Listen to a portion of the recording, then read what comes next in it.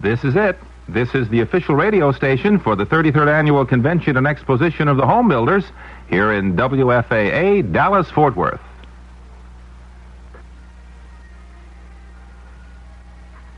News, sports, and talk radio for the Metroplex. This is WFAA, Dallas-Fort Worth. CBS News.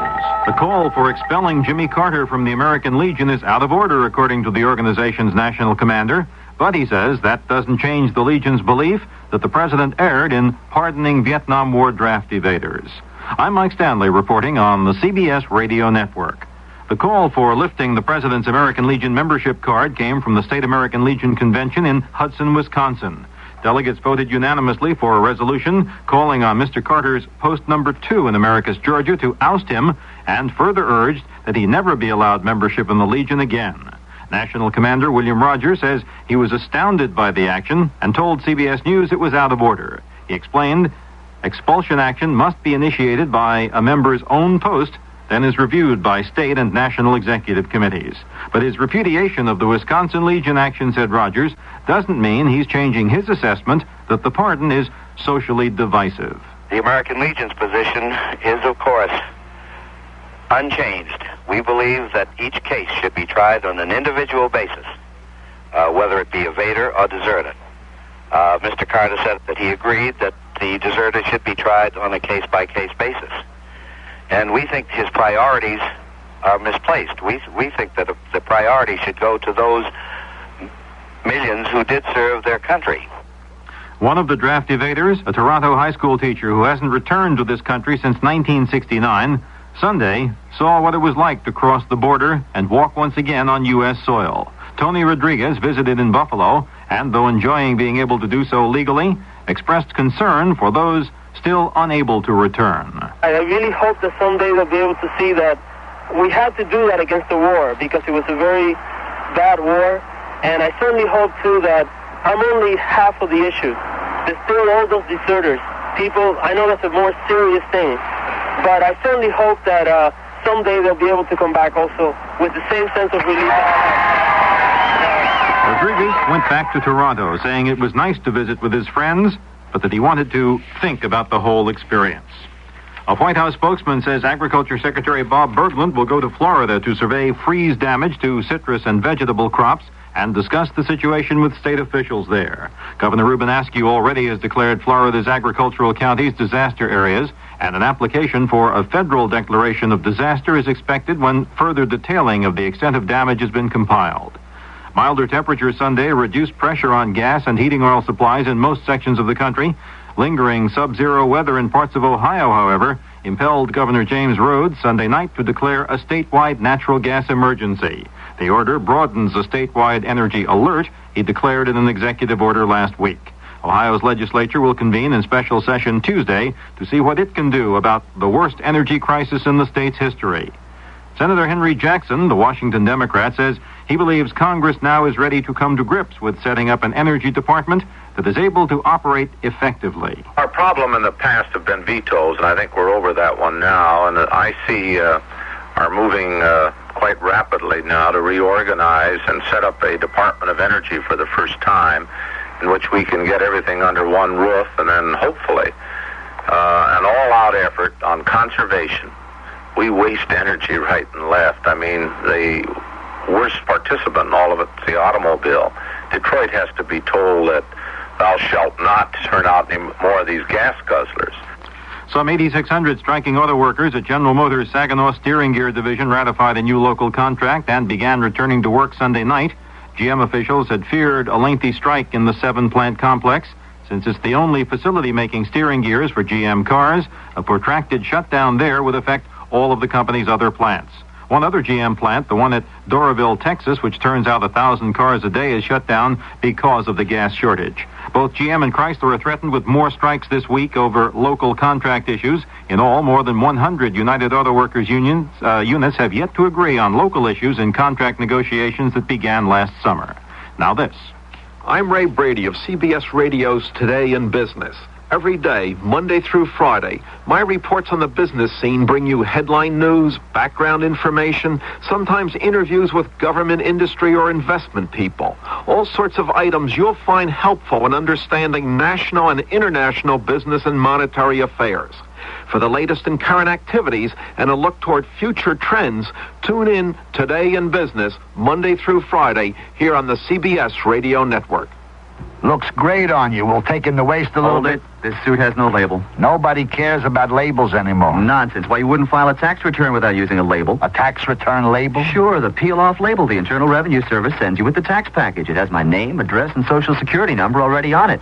Saves time, helps speed my refund. Why don't I just have this tax label sewn right inside your jacket? You can't do that. I need my label to file my return. Now that you mention it, though, an embroidered replica would sure be nice. The tailor won't believe this one. A number of large companies reportedly have passed the word to the Carter administration that they have billions of dollars ready for capital spending if Mr. Carter's economic policies prove favorable to business. Newsweek magazine says the firms, including such biggies as DuPont and AT&T, are looking for more generous tax incentives to spur investment, congenial appointments to key regulatory posts, and even eased environmental and job safety rules. The large corporations, according to Newsweek, are holding off on spending the money allocated. Mike Stanley, CBS News. The future of Dallas depends on you. New goals for Dallas are being formulated now. A series of neighborhood meetings to get your opinions on the new goals are being held. Attend one of these meetings and participate in the future of Dallas. How do you feel about questions facing us like the possibility of establishing a mechanism for qualified and representative people from the private sector to review the Dallas city budget, then report back to the citizens? Or the revitalization of the central business district and inner-city neighborhoods to stimulate the economy?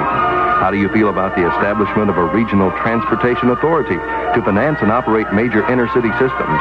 These are just three of the proposed goals for Dallas. There are many others, and perhaps you have some to suggest. You can really make a difference in the future of Dallas by attending one of the neighborhood meetings on the new goals for Dallas. All comments received will be used to revise the goals to reflect the views of the people who take part. Let your voice be heard. Call 741-1738 to sign up for a meeting in your area. We're something brand new walking down your street. Why don't you walk along with us? We're News Talk Radio 57, WFAA, Dallas-Fort Worth. The CBS Radio Mystery Theater presents...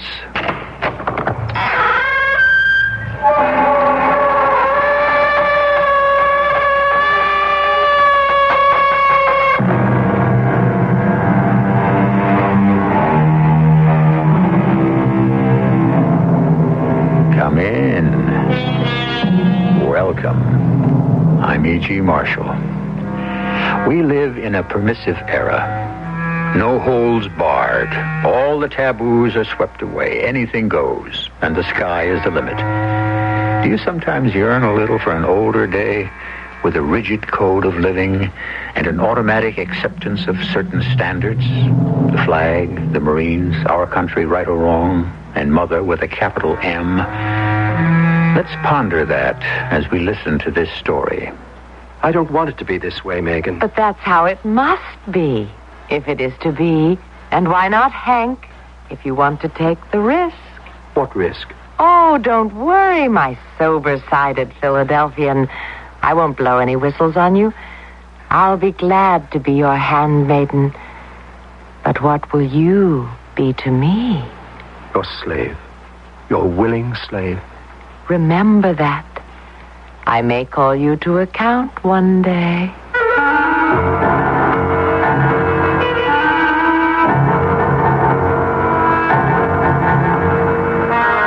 Our mystery drama, The Living Corpse, was written especially for the Mystery Theater by Ian Martin and stars Herd Hatfield. It is sponsored in part by Buick Motor Division. I'll be back shortly with Act One. It is a magic moment.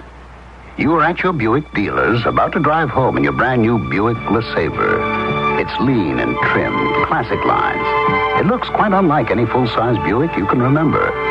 You get in. A heady new car smell surrounds you. Your LeSabre feels the way it looks, tight.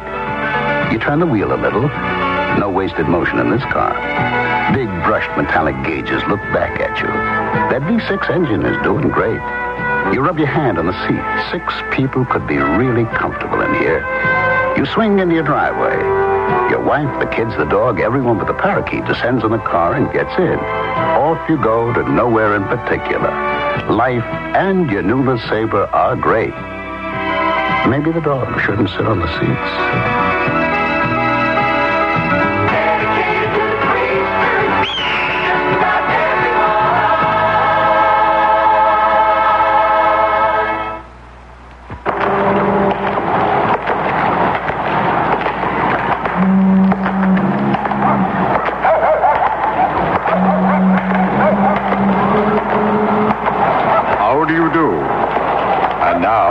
Tale of what happened when last I walked these streets. Oh, dear. Oh, dear. Oh, what's the matter? May I help you, madam? I'm the man from the Better Business Bureau, helping consumers with their problems. Maybe you have one. Maybe you can help me. I have so many bills. I don't know how to pay them. I'm afraid to answer the phone. What am I going to do? Now, don't be afraid of the phone. Use it.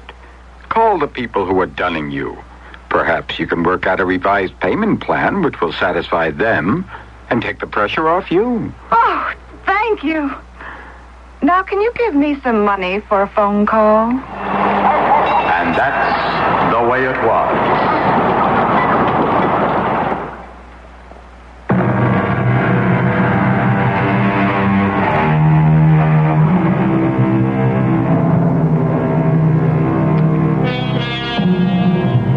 Philadelphia didn't just happen.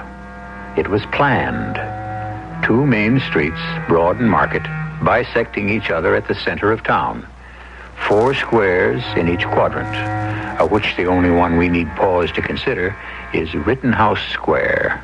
To own a house on Rittenhouse Square was to be the creme de la creme of Philadelphia society, and so, by extension, of the world. The Peabody House has been there since the square was built, and the family has never lived anywhere else. Why should they? After all, where else is anywhere? My name is Henry Gerard Flower Peabody. Most everyone says I was born middle-aged. Not to my face, of course. But I don't think I'm necessarily so stodgy. I'm a product of a very special society by birth and breeding, and naturally a certain decorum must be observed. But even though I was born in another century, I think I've kept up pretty well with the one in which I've lived 79 years of my life, in spite of my isolation ever since Mother died and the other. But before they locked me up and threw away the key, all those people would have been surprised to know that I wasn't at all what I seemed. Yeah? What do you want? May I ask to whom I'm speaking? I'm Lieutenant Quinn, Chief of Homicide. Who the deuce are you? A citizen of our fair city in pursuit of his duty. My name is Henry Gerard Flower Peabody V. Good Lord, there are more of you. The name travels in the family. Hey, now, wait a minute. You don't mean the Henry Peabody. I mean the son of... Look, you mean your mother is Mrs. Peabody? I should certainly hope so. That lives on Rittenhouse Square, the philanthropist like that gave all them millions to the church and charities and all like that? The same. Well, sit right down, Mr. Peabody. Now, what can I do for you? I don't believe I feel exactly like sitting. You see, I want to report a murder. How about that? You seen one committed? That's right. You know the victim? Of course. And the name? Megan. Megan? That's all? I don't know any other name. Just Megan. Well, a man or a woman? Don't be silly. A woman, of course. It means child of light. What does? Megan. It's short for Margaret in Welsh. Oh, is that a fact? Any idea who the perpetrator was? I am the murderer. But that was such a very long time ago. 45 years ago. And I'm starting with the end of my life. Perhaps I should start a little closer to the beginning. I was born in 1897 when William McKinley was in his first term, a Republican naturally. In 1901, when Mr. McKinley was assassinated and Teddy Roosevelt became president, I was 5 years old. And in 1915, when the Germans sank the Lusitania, I was 19, which made me old enough to be one of the first to sign up when America entered World War I 2 years later. Mother made quite a fuss. I just can't believe it. How dare you, Henry? It was my duty to my country. But without consulting me first? Mother, I am a man now. There's no need for you to go over to those backward countries with their dreadful plumbing while there's a war on. It's too late. I've already signed up and I'm of age. Oh, don't be silly. Jack Pershing is an old acquaintance of your poor dead father's. All it will take is a word from me. No, Mother. What did you say? No, Mama. I can't back out now. It isn't just me. It's my whole class. Class is just the point. There's no need for I meant my college class. Look, I couldn't back out on Fizzy. Lambert Fizdale has signed up too? I thought he was going to be a doctor. Well, that can wait. And what about your degree? That can wait, too. Mama, there's no use arguing with me this time. I've made up my mind. Just as stubborn as Henry IV, your dead father. Oh, it all comes from that man in the White House being a Princeton graduate. Wilson. Naturally, he got us into the war. He's a Democrat. Now it's up to us Republicans to get us out of it. That's not fair. Nevertheless, it is true, and it's the way I feel. As you can see, Mother was quite formidable. But there wasn't any use in arguing with her. Usually it was easier to submit with good grace. But not this time. This time I was going to have my way. Mother always reminded me of the joke. You can always tell a Harvard man, but you can't tell him much. Well, a Philadelphia mainliner dowager is in the same boat. You see, 3 years of college, my Army service, and then back to college to graduate, taught me that what was inside me didn't exactly go with my staid, sober outsides. Funny now, Fizz was absolutely different, even though he planned to be a doctor. Well, Henry, I'm certainly glad that's over. What's over, Fizzy, old bean? The war. What war? The one we've just... Henry, are you inebriated? Not on your tin type, dear fearless Fizzy of the fighting Fusiliers. Anyway, if I were, I'd be drunk, not inebriated. You mean the war we never got to fight? Well, that was hardly our fault. Of course it wasn't. Do you know, I suppose I should be ashamed, but I'm not glad it's over, not one bit. I never expected to feel so free and emancipated, ever. Now, that's a peculiar thing to say. Why? Isn't it time I was? Don't you want to be? Well, I don't consider myself enslaved. All right. You finish your moxie and I'll down my beer and let's go over to Aunt Molly's together. Aunt Molly's? Well, you must be off your rocker. Why, that... A house of ill repute, eh? Now, that all depends on the point of view. I've never heard it anything but highly recommended, and I can vouch for that myself. Obviously, you can't handle your liquor. Oh, stop being such a stuffed shirt, Fizzy. You're going to be a doctor. You mustn't flinch at anything that has to do with the flesh. It's a new world, and a liberated one. There's no need to be coarse. First of all, you are talking to an engaged man. Second, you're a Philadelphian and ought to know better. And last, you know that Aunt Molly's is off limits to enlisted men? Well, you're right about the first and the last, but the second question is gravely open to doubt, or vice versa. You see, I now consider myself an American at large. Henry Peabody, you know what I think? What? I think the sooner you get back to Rittenhouse Square and your dear mother, the better off you'll be.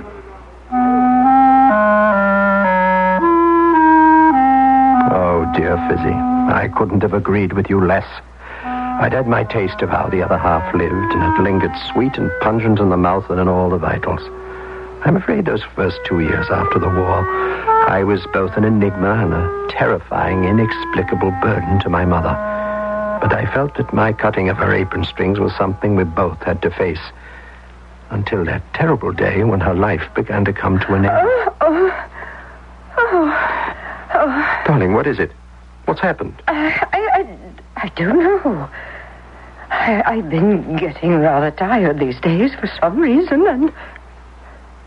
Henry, help me up. Oh, this is most unseemly. Mama, what is it? I don't know. Oh, it's just like Dr. Parker Godwin to go and die on me. At my age, I'm much too old to start with another doctor. Mama, I won't let you not have one. Tell you what, I'll call Fizzy. He can give you a look-see. Lambert Fisdale? Oh, but he's only a boy, like you. You may not have noticed, but boys tend to grow up. Fizzy just passed his exams. He's been at Pennsylvania for his internship. At least he could sort of talk things over with you. Well, perhaps it would be, in a manner of speaking, keeping things in the family. Why don't we ask him to tea? Say tomorrow or the next day? And Fizzy came to tea very proper, in a pearl gray suit with a lavender tie and linen spats. Mother had what they have a name for nowadays, myasthenia gravis, terminal and progressively more and more limiting, needing almost constant nursing and supportive care, and most important of all, affection, cheer, and love to keep the spirits up and the feeling of despair down. I had found a kind of freedom, only to lose it for the next 10 years or so, and I have never regretted it. Because in a peculiar way, it's how I found the woman in my life. I suppose the only thing that kept me reasonably sane through those years, outside of the bottle, was Aunt Molly and her various demi-mondaines. I was on my way there across Rittenhouse Square that evening when all of a sudden...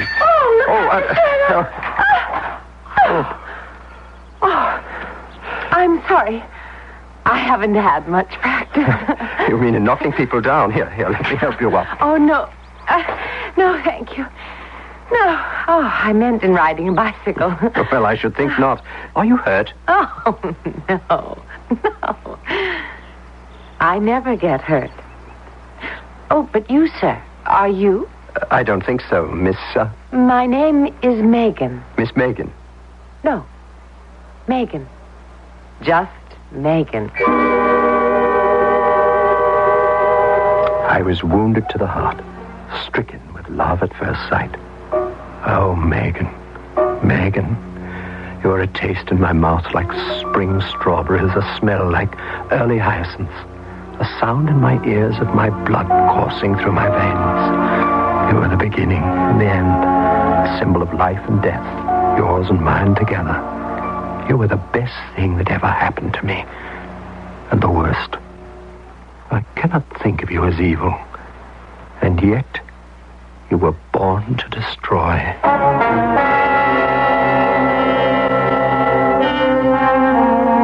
Megan, a strange and lovely name to taste on the tongue. Who was she? Where did she come from, suddenly? And how was she to affect the life of a man wrapped in a cocoon from which he ached to escape? I shall return shortly with Act 2. 55? Man, you gotta be kidding. My car won't run right at 55, and I get better mileage when I go faster. Come on, you're gonna have a better reason than that. All right, in the first full year, the 55-mile-an-hour speed limit law was on the books. 9,154 fewer people died on the highways than in the last year at higher speeds. 9,154 people didn't die? This station, the U.S. Department of Transportation, and the Advertising Council remind you to drive 55. It's a law we can live with. I'm Hyman Brown, producer-director of the Radio Mystery Theater. For 4 years now, we have been thrilling you with our haunting tales. Beginning Saturday, February 5th, we have something new for your children, your neighbors' children, and you. We'll take you into the realm of high adventure on a brand new series. Remember, adventure will be yours beginning Saturday, February 5th, on this station. Hello, this is Julius Irving. When I'm on the court, I can't allow myself to be distracted by anything, because basketball is a game of total concentration. The work of the March of Dimes also involves total concentration. The March of Dimes is concentrating on how to solve the nation's #1 child health problem, birth defects. And that's something that should concern all of us who want a healthy future for our children. As the facts stand now, more than 250,000 babies are born each year in this country with birth defects. But there is hope. The March of Dimes is supporting research programs that may one day find the means to protect the unborn and the newborn from birth defects. Researchers have already found ways to prevent some birth defects. I believe that with our help, yours and mine, the battle can be won. So please help the March of Dimes efforts and ensure a healthy birthday for all babies. Be as generous as you can and give to the March of Dimes. Thank you.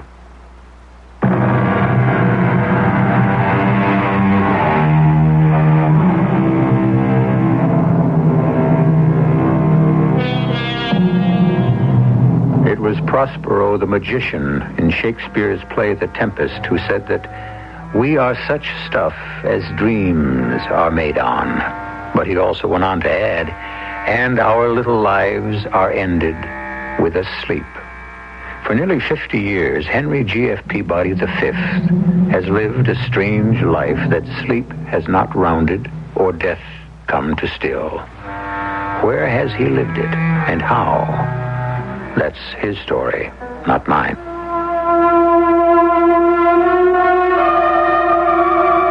All those years ago, and I have only to shut my eyes, and the memory of Megan is as bright and clear as it was that first moment I met her.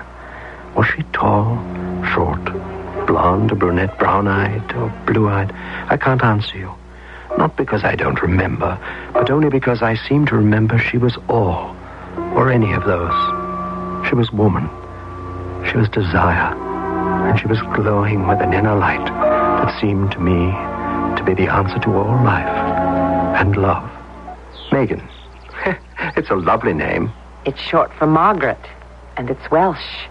And it means, if it has to mean something, the child of light. What's your name? Peabody. Peabody? Well, Henry Peabody. Henry. You know what that means, don't you? No, I mean, well, what does it mean? The ruler of an enclosure of private property. It does. It does. Does it fit you? I suppose, in a way. That's your picture of yourself? Well, perhaps not what I want to be, what I am. Henry. The name has other derivations. Teutonic. Hagen. You know what Hagen means? No. It means fierce warrior. Do you feel fierce, Henry? I feel a little embarrassed. I guess that isn't very fierce. If you don't feel fierce, what do you feel? Hard to say. For the moment, I'm lost. Then let me help you find yourself. Your real self. Let's go. Where? Anywhere. See what we can find together. Bring the bicycle. Yes, of course. Where are we going? Where the four winds blow us. Where were you going? To Aunt Molly's, the house across Walnut Street.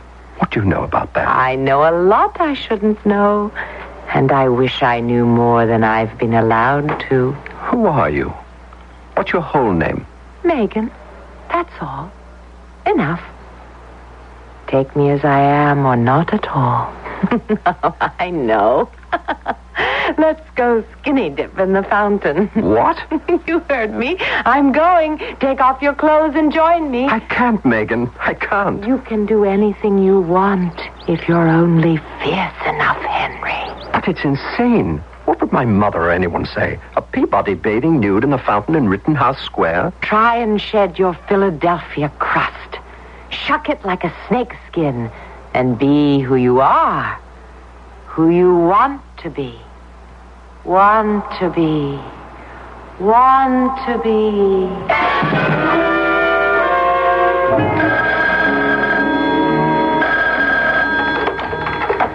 Hello. Yes, this is Dr. Fisdale. Who? Henry Peabody, indecent exposure. Well, of course, I'll be right down, arrange to bail him out. Well, it's all arranged, Henry. You're free to come home. But what on earth possessed you to... What happened to Megan? Who? Megan.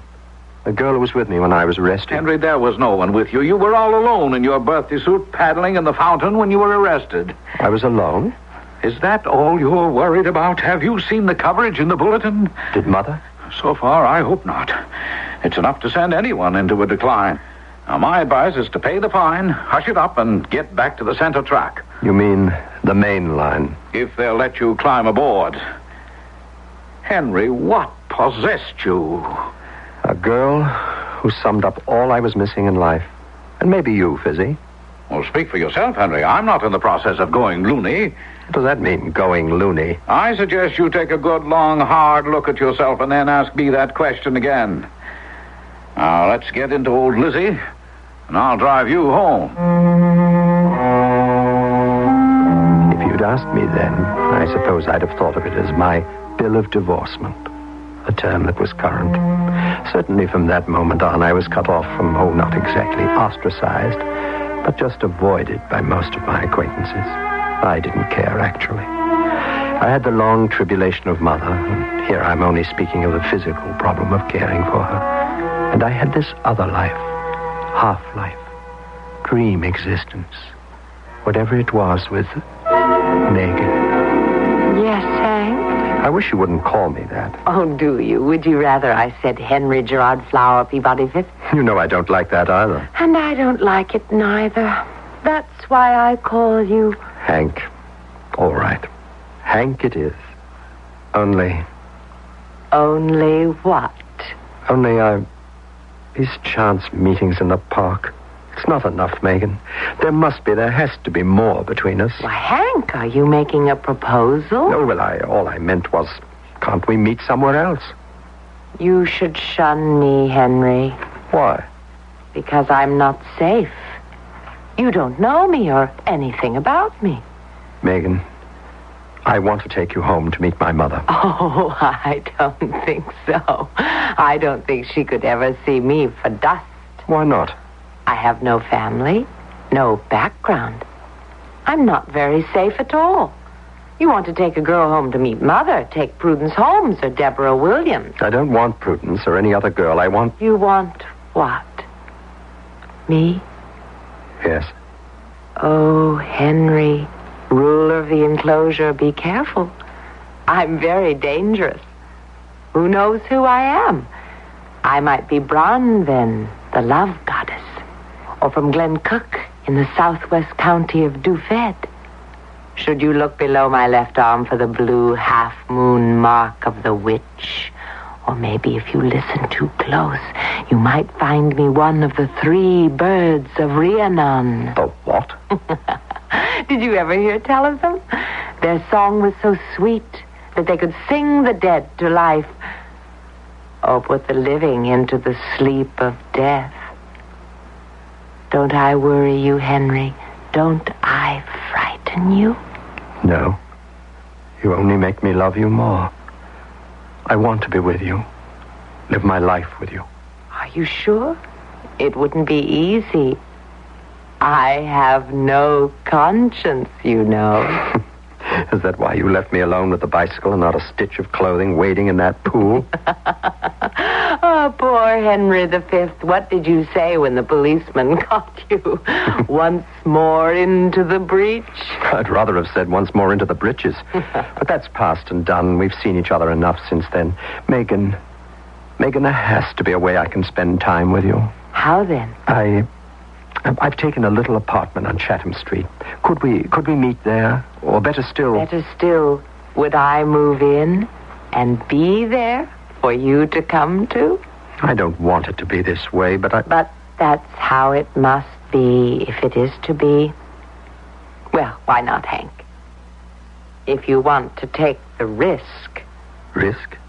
What risk? Oh, don't worry, my sober-sided Philadelphian. I won't blow any whistles on you. I'll be glad to be your handmaiden. But what will you be to me? Your slave, Megan. Your willing slave. Remember that. I may call you to account one day. It was only 3 flights up. Philadelphia's old red brick houses don't run to many stories, and we had the top floor. Megan and I. Oh, it wasn't what you might think.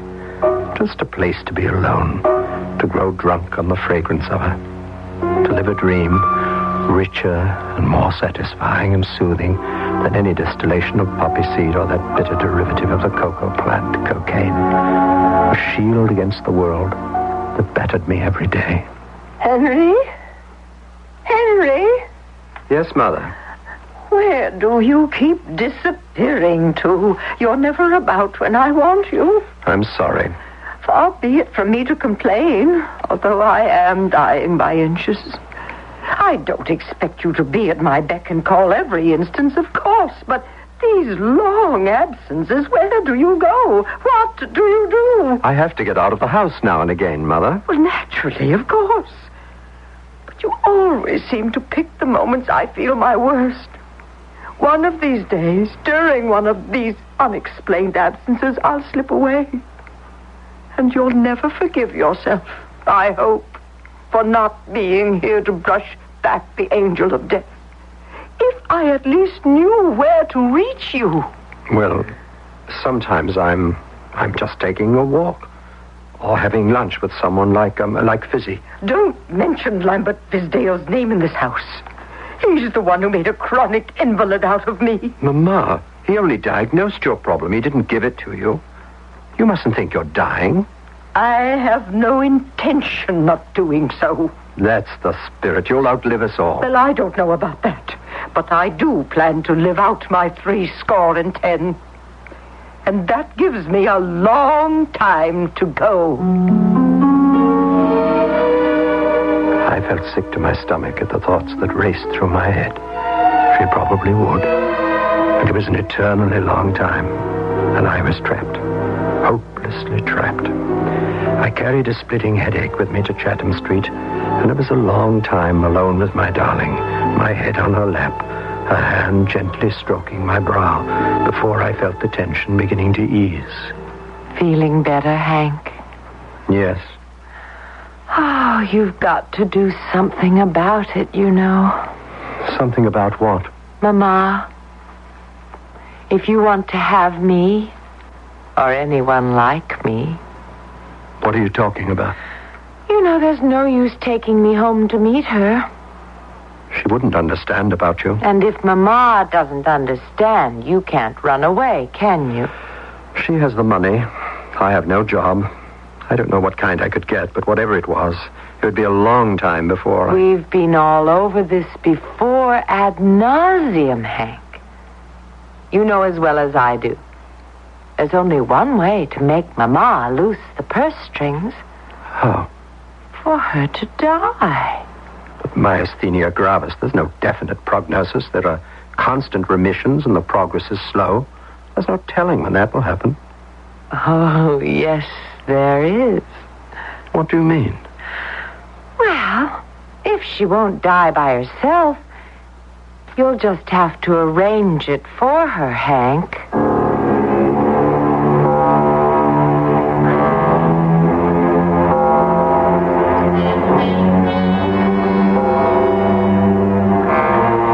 And as poor Henry stares at her calm, untroubled face in horror, aware of all the sensual promise of his beloved, drawn irresistibly to her with desire, I think we should leave him to digest her shocking suggestion until I return shortly with Act 3. It's Athletes versus MS, multiple sclerosis. This is Frank Gifford with the word on the fight against MS. Athletes from every sport are banding together to do everything they can to help stop the great crippler of young adults. MS strikes in the prime years, usually between the ages of 20 and 40. The best years in the life of an athlete, in the life of anyone. When fathers are trying to carve out a career, young mothers are trying to raise a family. Well, the sports world is fighting back against MS. People like Brooks Robinson, Tom Seaver, and Eddie Arcaro. Right, this is Eddie Arcaro. Before now, the only team I've been part of is me and my horse, which isn't bad when you're riding such greats as Citation and Whirlaway. But I've joined the Athletes versus MS team because I know what this great crippler can do to a strong, healthy body. There may not be a cure for MS as yet, but there is hope through research. So join us. Support the work of your local chapter of the National Multiple Sclerosis Society. Thanks very much. Do you realize you're slowly becoming part of the fastest growing minority in this country? What? Would you mind standing up for a minute? Huh? Hey, where are you going with my rocker? Are you willing to take old age sitting down? Sitting? You are going to be old someday, and you're going to have to face the same problems older people face today. What is this, some kind of joke? If you think it's funny now, wait a few years. I don't understand. The older you get, the fewer opportunities you'll have. You might even be deprived of your ability to make your own decisions. What can I do about it? Change your attitudes about aging. Try and imagine what you'll want to do, what you'll want to contribute. Oh, all right, but you didn't have to take my rocking chair to prove your point, did you? You have to get off your rocker and stand up. Stand up, or be prepared to sit back and rock your life away. I see what you mean. This message has been brought to you as a public service by this station, the Advertising Council, and the National Council on the Aging. Thank you.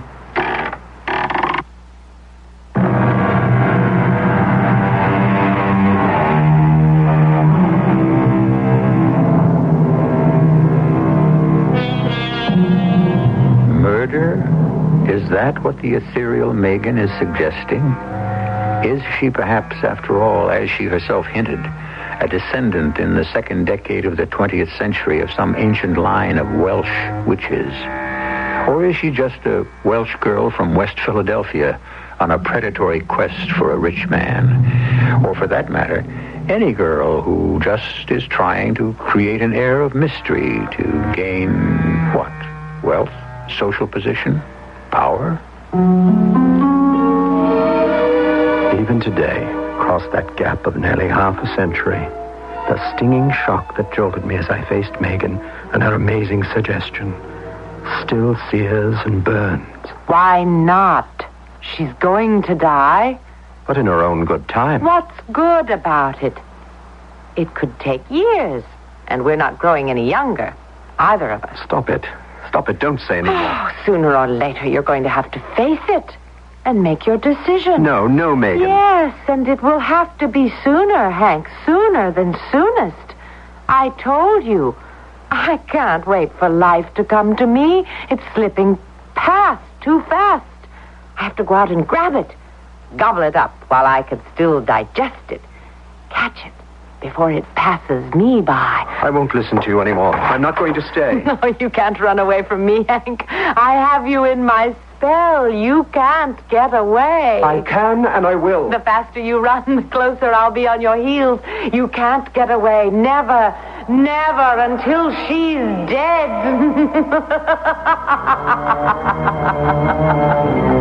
I fled as if I were pursued by the hound of heaven.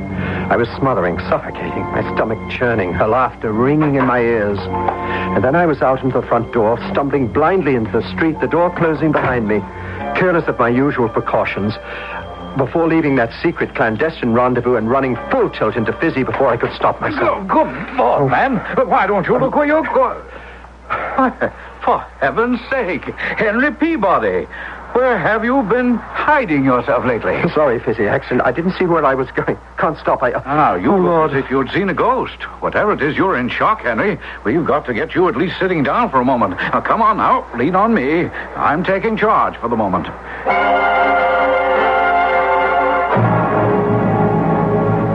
Now, go ahead. Finish that brandy. I'm not sure I... Do as you're told. You just sit back and let me loosen your tie. There. Let me see. No fever. But your pulse is racing as if you'd had an electric shock. What on earth happened to you? Something I can't talk to you about. Well, what are you doing in this part of town anyway? Please, don't question me. Now, don't tell me, Henry, you have a mistress stashed away in a little love nest. I'm not going to tell you anything. I can't, Fizzy.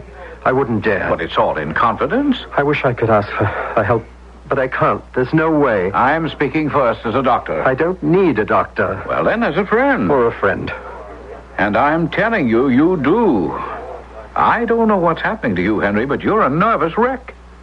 Someone has to help you. No. No one can do that but myself. No one. Henry? Henry? Oh, where is that boy? Henry! I'm right here, Mama. Oh, yes. But where have you been all afternoon? I've had everyone hunting high and low for you, and no one could find a trace. I was with Fizzy. We had something to talk over. About me? No, Mother. You're sure? Well, why, dear? Because just about an hour ago, not so long after you left me, I had the strangest and most terrible attack. I saw everything double. And my hands and my arms and my eyes and my mouth was so tired, I couldn't hold them up. I couldn't swallow. I felt exactly as if someone was trying to choke me to death. I kept calling for you, Henry, and calling to help me, to save me. I'm sorry, Mama, but I'm here now. Yes, dear. You're here. And I feel so much safer. Oh, Henry, my darling, don't leave me alone again. I'll try not to. I don't want to die alone. And something tells me I will if you're not close by. Now, put another pillow behind my head, dear. Help me sit up a little. I still feel a little choked, difficult to breathe. Henry? What are you doing? Just standing holding the pillow like that. Put it behind my back. I did as I was told, automatically. What was racing through my mind was the answer I might have made to Mother's question. What had I been going to do with that pillow? I mean, what might I have done with it? Hammering at the back of my brain was Othello's line just before he smothered Desdemona. Put out the light, and then put out the light. Appalled by the seed that Megan had sown in my head, even more appalled by the thoughts that had sprouted from it. For almost 2 weeks, I scarcely left the house, conscience-stricken and ashamed. I tended my mother hand and foot, resolutely trying to strike Megan out of my mind. But it was no good. Eventually, I found my way back to her. Come in, Hank. I've been expecting you. I couldn't stay away. I thought you couldn't. How's Mama? What? Oh, she's fine. She seems better. I'm sorry to hear it. Megan, you don't mean that. But of course I do. She's the only thing that stands between us and the life we want, isn't she? I can't believe you would dare say such things so openly. Take that back, or I won't be back. I can't. But you'll be back, Hank. You'll be back.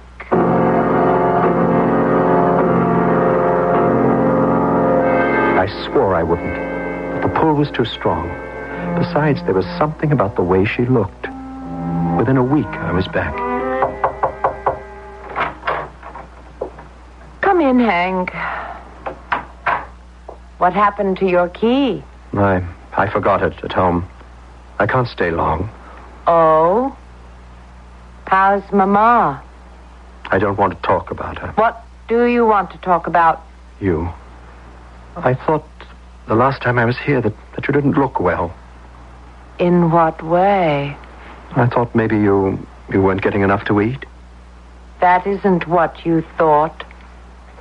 You thought I looked older. And you were right. You see? Crow's feet coming around my eyes. Deep wrinkles by my mouth. Soon the flesh will begin to sag, the hair to turn dull. I told you. I had a fury about living. I have to take life in gulps and savor it in great bunches because I haven't time. It's passing me by. Only one way you can save me. How? I told you. Get rid of her. Again I fled, and the battle raged inside me, tearing me apart. Mother was in a remission herself again, difficult, cantankerous, demanding at her most stifling. That last one evening was the climax. What's the matter, Henry? You seem so fidgety. I don't know, Mama. It seems stifling to me. I need a breath of fresh air. Oh, well, if it were hard to breathe for anyone, it would be me with my condition. Now, just settle down. Plump up my pillows, dear, and then you can read to me. I'll be glad to later, but first, you've really got to excuse me. Oh, don't go off and leave me tonight, dearest. But you said you were feeling so well. I am. But I'm afraid of being alone. And also, Also what? I don't know. I have the eeriest feeling tonight, as if there was someone else in the room. A cold, strange presence. Oh, now, give me the pillow, dear. I've just got to get away. From your own mother? Oh, don't be silly. I'll never let my boy go. Now give me the pillow. I blacked out. I just don't remember anything. Until suddenly I was with Megan, and her voice came to me as though drifting out of a fog. Kill her. Kill her, or we have nothing. I can't. I could kill you for even suggesting it. I'm rooted too deep inside you. You'd have to tear me out, rout me out, dig me out like a dandelion root. You'd have to kill me to get rid of me. And you wouldn't dare. You haven't the courage. I warn you, don't drive me too far. The problem is I haven't driven you far enough. I waited too long. And now you see me as ugly. I am ugly. Hideous. If you're ever going to do it, it had better be now while you still have the chance.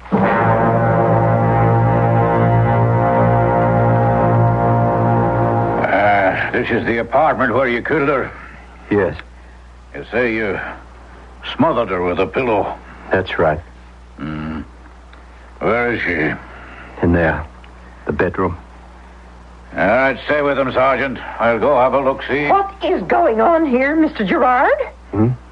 Oh, Mrs. Clark. Nothing. Nothing to bother you. I don't know about that. I do not like the police in my building. What has happened? You can ask the sergeant here. Better still, here comes Lieutenant Quinn. He can tell you. Excuse me, Lieutenant. I am Mrs. Clark, the landlady. I want to know what is going on. Well, now that makes two of us, Mrs. Clark. From what I can find out so far, nothing. Didn't you find Megan? There's no one in that other room, either dead or alive, Mr. Peabody. Peabody? He said his name was Gerard. Oh, now you wonder, Mrs. Clark, if I could have a word with you first. He took her aside, but not so far that I couldn't overhear what they were saying, even if it made no sense. And you're absolutely sure? Mr. Lieutenant, I'm a widow woman, and I keep a close eye on all my tenants. I don't have enough problems without them. I thought he was a writer, because he came here alone all the time. I can tell you one thing for sure, Lieutenant. There wasn't no woman living there, let alone visiting. I don't stand for none of that nonsense in my house.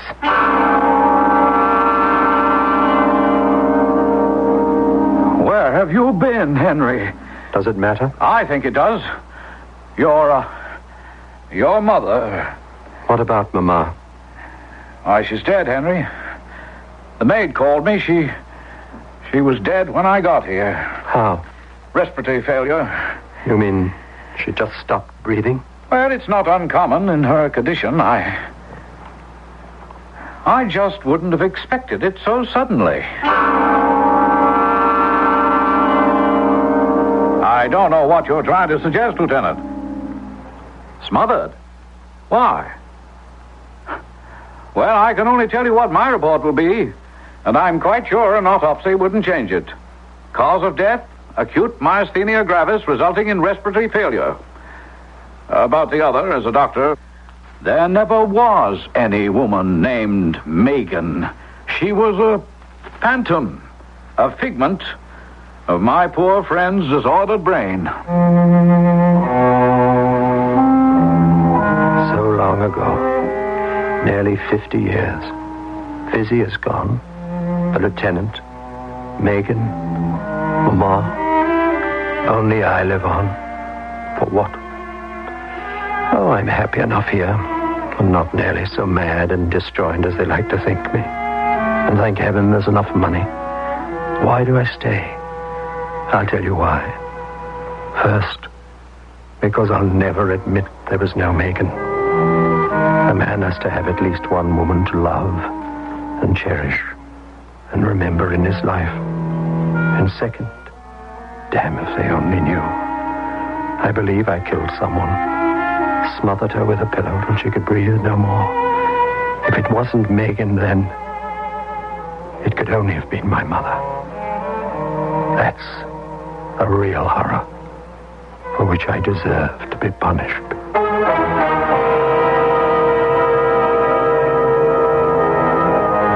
To quote from Henry Peabody's favorite poem, The Hound of Heaven, my mangled youth lies dead beneath the heap. My days have crackled and gone up in smoke. And when at last the hound caught up, he said, thou dravest love from thee, who dravest me. I'll be back shortly. Come along, you people, give your land its dues. The more you see of America, the better it'll look to you. Need our living history in each friendly state. You will find it's the people who make this nation great. From Plymouth Rock where it all began, the redwood trees even older than the nation that's reborn each year. Hear America singing loud and clear. Come along, you people. Here's a land that's free. See more of America when there's so much more to say. From the United States Travel Service.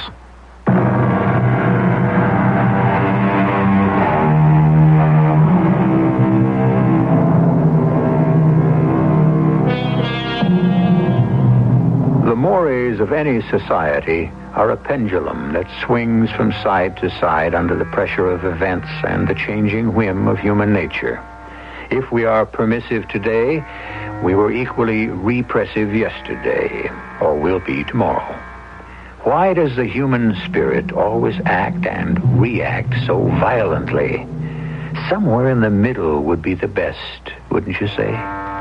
But the pendulum never stops there. Our cast included Herb Hatfield, Patricia Elliott, Ian Martin, and Joan Shea.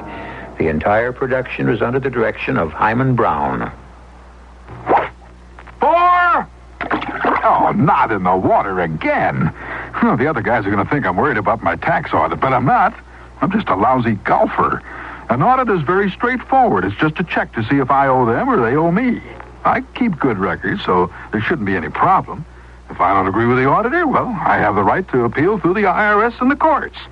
And I'll just reach into the water for my ball. Oh! Hey! Help! And now, a preview of our next tale. So, you admit there was an argument? It wasn't an argument, exactly. What was it? Nothing. Why, were you mad at her? I wasn't mad at her. Me and Louisa never argue. She wanted me to give up football. She wanted me to give up football, which is why I wound up being cut from the team. That's it. You didn't want to give up football. She wanted it. She was right. That's why you crashed the car. Will you put me back on the team? What's your name? You know my name. It's Chappie. Once and for all, and for the last time, what's your name? The Chopper. This is E.G. Marshall inviting you to return to our Mystery Theater for another adventure in the macabre. Until next time, pleasant dreams.